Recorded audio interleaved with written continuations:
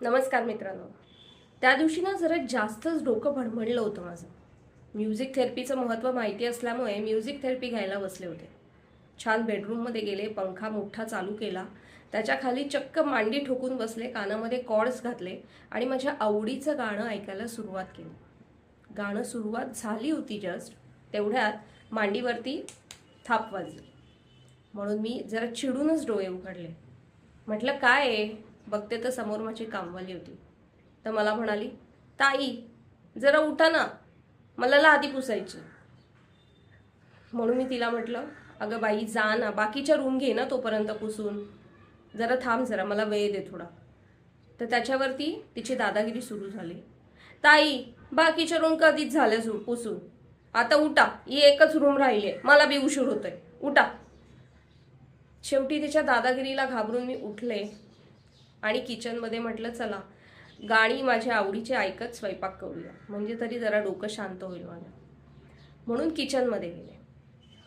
जरा क्लासिकल गाणी ऐकायचा मूड होता, म्हणून छान अलेक्सावरती बैया ना धरो चा ठेका धरला आणि कामाला सुरुवात केली. बैया ना धरो ओ बलमा. हे गाणं वाचताय तोच त्याच दिवशी त्याच वेळेला माझ्या नवऱ्याला आणि माझ्या मुलीला जरा थोडं ढिंचक गाणी ऐकायचा मूड झाला होता. म्हणून त्यांनी मस्त होम थिएटरवरती मोठ्या आवाजात झिंग झिंग झिंगाट हे गाणं लावलेलं होतं. त्यांच्या झिंगाटापुढे माझा बैया कधीच लुप्त झाला होता. शेवटी चिडूनच ट्रॅक पॅन्ट टी शर्ट चढवलं, शूज घातले, कानामध्ये कॉर्ड्स घातले आणि म्हटलं चला आता निदान इव्हिनिंग वॉक तरी घ्यावा, म्हणजे तरी शांत छान वाटेल, जरा वाऱ्यावरती थोडं डोकं बरं वाटेल. म्हणून बाहेर पडले. गाणी ऐकत छान मूड होता. खाली आले बिल्डिंगच्या. बघते तर वाहनांची एवढी गर्दी दिसली. म्हणून सहज पुढे जाऊन वाकून बघितलं तर ट्रॅफिक जाम झालं होतं आणि अजून 1 तास तरी ते काही हलणार नव्हतं.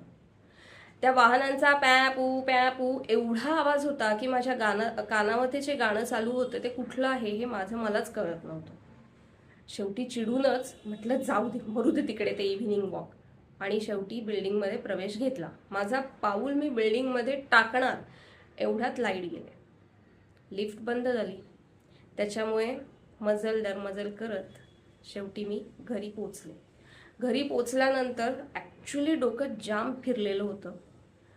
शूज काढले, कोणाशी काहीही बोलले नाही, हातपाय तोंड धुतले, माझ्या बेडरूममध्ये गेले, पंखा मोठा लावला आणि खाली मांडी घालून भ्रामरी प्राणायामाचा अभ्यास केला. भ्रामरी प्राणायाम करताना आपले जे 2 अंगठे आहेत ते कानावर ठेवतात, कान बंद करतात, म्हणजे आपलाच आवाज आपल्याला येतो, बाकी कोणाचाही आवाज आपल्याला येत नाही. अंगठ्याच्या बाजूची 2 बोटं जी आहेत ती डोळ्यांवर ठेवतात, म्हणजे डोळे मिटलेले, कॉन्सन्ट्रेशन फक्त आपल्या श्वासावरती केलं जातं.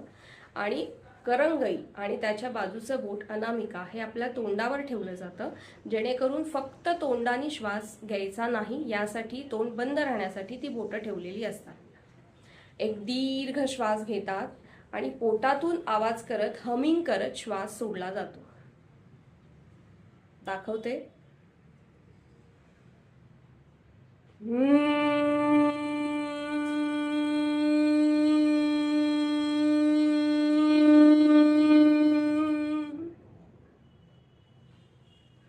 अशी 11 आवर्तनं केली भ्रामरी प्राणायामाची. इतकं शांत वाटलं ना. आधीची सगळी चिडचिड, जे डोकं भणभणलं होतं, सगळं गायब झालं आणि खूप छान फ्रेश वाटायला लागलं. आता भ्रामरी प्राणायामामुळे आपला मेंदू जो आहे तो मेंदू शांत होतो.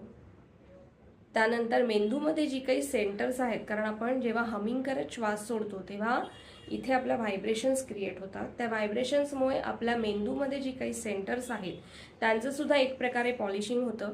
त्याच्यामुळे त्या सेंटर्सची कार्यक्षमता सुधारायला मदत होते. स्मरणशक्ती खूप छान वाढते आपली भ्रामरी प्राणायामाच्या नित्य सरावाने. हे खूप महत्त्वाचं आहे. डिप्रेशन जे पेशंट्स असतात, डिप्रेशनमधनं जे जाणारे पेशंट आहेत त्यांच्यासाठी सुद्धा भ्रामरी प्राणायाम एक खूप मोठं मोलाचं योगदान करतं, की त्यांना डिप्रेशनमध्ये बाहेर पडायला मदत होते.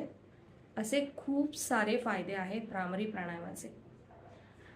सो जेव्हा आपल्याला म्युझिक थेरपी वर्क होत नाही असं दिसतं की आजूबाजूला DJ चालू आहे, खूप मोठे आवाज आहे, आपला आवडीचं गाणं आपल्याला ऐकायला येत नाही, तेव्हा चक्क भ्रामरी प्राणायाम करा.